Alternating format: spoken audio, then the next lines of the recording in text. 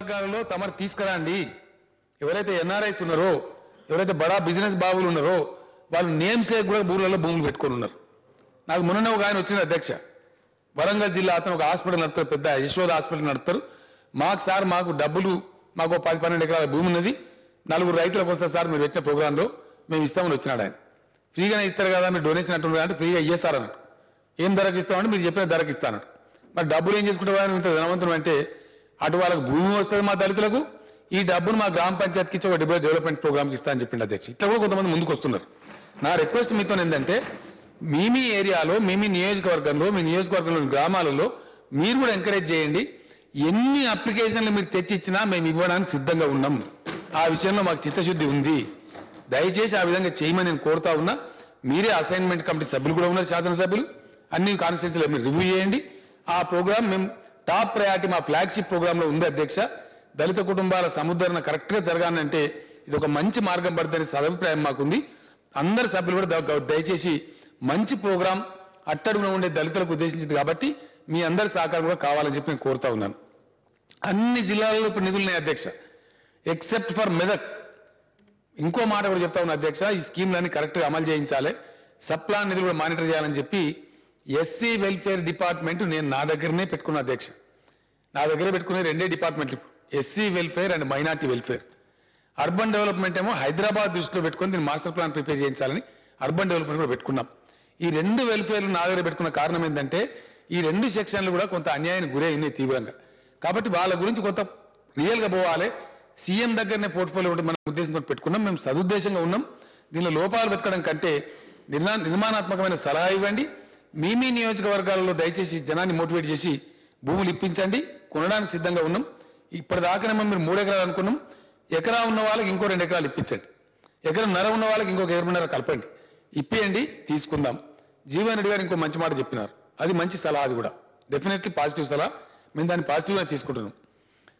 గతంలో ఇచ్చిన భూములకు కూడా బోర్లో, బావులో, వసతులో, నీళ్ళు ఇవ్వాలి కదా అన్నారు. 100% కరెక్ట్, అది ఇవ్వాలి. ఆ ఇచ్చిన భూమి నిరుపయోగంగా పోవద్దు, అదొక ఎకనామిక్ యూనిట్ కావాలి. అతనికి వచ్చే భూమి వస్తుంది కావచ్చు, ఇంకో 1 ఎకరం 2 ఎకరాలు కొంటాం కావచ్చు.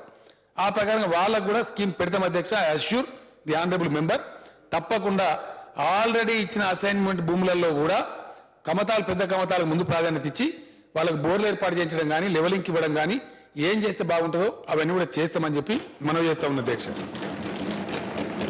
హౌసింగ్ గురించి జీవన్ రెడ్డి గారు చెప్పినారు. డెఫినెట్లీ పోయిన సంవత్సరం మేము హౌసింగ్ టేకప్ చేయలేదు అధ్యక్ష. మేము దాచుకోదలుచుకోలేదు, మేము టేకప్ చేయలేదు, ఇంటెన్షనల్గానే చేయలేదు. బట్ డెఫినెట్గా ఈ సంవత్సరం టేకప్ చేస్తాం. ఎవి టేకప్ చేస్తామంటే అధ్యక్ష 100% కొత్త కాలనీలు ప్రారంభిస్తాం. మేము అనుకున్నటువంటి 2 బెడ్రూమ్ల ఇల్లు బాజాప్తా కట్టిస్తాం, మంచి కట్టిస్తాం అధ్యక్ష. దానిలో ఎవ్వరికి అనుమానం అవసరం లేదు. త్వరలోపలనే వాటి నిర్మాణాలు మీరు చూడబోతారు. పాత ఇండ్ల సంగతి జీవన్ రెడ్డి గారు అడిగినారు, అది చాలా పాపపంకిలంగా ఉంది. నేను గతంలో చెప్పినా మళ్ళీ ఇప్పుడు చెప్తున్నా. దాంట్లో జెన్యున్ ఉన్నారు, ఇన్జెన్యున్ కూడా ఉన్నారు. సిఐడి రిపోర్ట్లు వస్తూ ఉన్నాయి. డెఫినెట్గా ఎవరైతే జెన్యున్ ఉన్నారో, నిరుపేదలు ఉన్నారో, న్యాయంగా లబ్ధిదారులు ఉన్నారో వాళ్ళ ఇల్లు పూర్తి కావాల్సిందే. అది ఏ ప్రభుత్వం చేపట్టినా జీవన్ రెడ్డి గారు చెప్పినట్టు కంటిన్యూస్ ప్రాసెస్ కాబట్టి వాళ్ళకి అన్యాయం జరగనివ్వం. వాళ్ళకి డబ్బులు సమకూరుస్తాం. ఎట్లా సమకూరుస్తాం అధ్యక్ష? ఎవరెవరైతే ఇన్జెన్యున్ నుండి దొంగతనం చేసిండ్రో, ప్రభుత్వ సొమ్ము దోపిడీ చేసిండ్రో వాళ్ళ ముక్కు విండి వాళ్ళ దగ్గర రికవరీ చేస్తాం. ఆ డబ్బుతోనే మిగిలిన వాళ్ళని కూడా పూర్తి చేస్తామని కూడా మనవి చేస్తా ఉన్నాం అధ్యక్ష. సింగరేణి గురించి చెప్పినారు పెద్దలు. సింగరేణిలో మేము చెప్పిన అధ్యక్ష ఆల్రెడీ ఆదేశాలు ఇచ్చినాం. బహుశా ఇంప్లిమెంటేషన్లో ఏదైనా డిలే ఉండొచ్చు. అట్లా ఉన్నట్టయితే కూడా దాన్ని తీసేస్తాం. వాలంటీర్ రిటైర్మెంట్ అనే వాళ్ళ బిడ్డలకు ఉద్యోగాలు ఇవ్వాల్సిందే. సింగరేణి ఇంకా పెద్ద యాక్టివిటీ కూడా పెరగబోతా ఉంది. ఉద్యోగాలకు కొరత ఉండదు. బయ్యారం స్టీల్ మైన్ కాడ స్టీల్ అథారిటీ ఆఫ్ ఇండియా పెట్టాలని మనం కోరినాం. అప్పుడు గత యూపీఏ ప్రభుత్వం దాన్ని మ్యాండేట్ కూడా చేసింది. స్టడీ చేయాలన్నారు, మ్యాండేట్ చేయలేదు. ఫీజిబిలిటీ స్టడీ చేయమన్నారు. ఆ స్టీల్ అథారిటీ ఇండియా వాళ్ళేమో చాలా పెద్ద పెద్ద మాటలు మాట్లాడుతూ ఉన్నారు. నేను ఆ మంత్రి గారు కూడా చెప్పిన, అయ్యా తమరు చేస్తామంటే చేయండి, లేదంటే మాకు బ్రహ్మాండంగా బొగ్గు మైనింగ్ చేసేటువంటి సంస్థ సింగరేణి ఉంది, హై స్కిల్స్ ఉన్నటువంటి సింగరేణి ఉంది.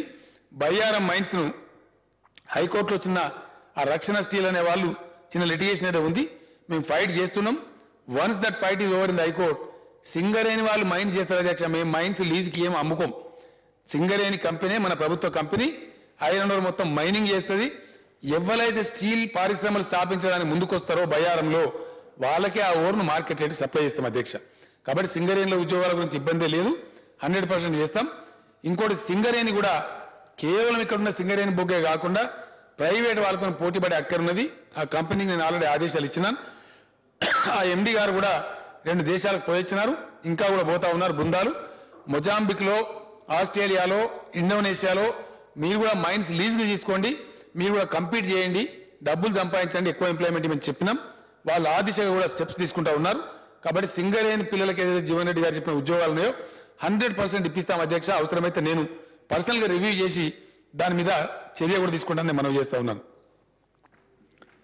తర్వాతగా బీడీ వర్కర్స్ గురించి వాళ్ళు చెప్పినారు.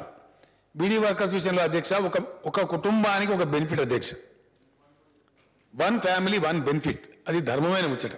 ఇది లగ్జరీ కోసం ఇయ్యం.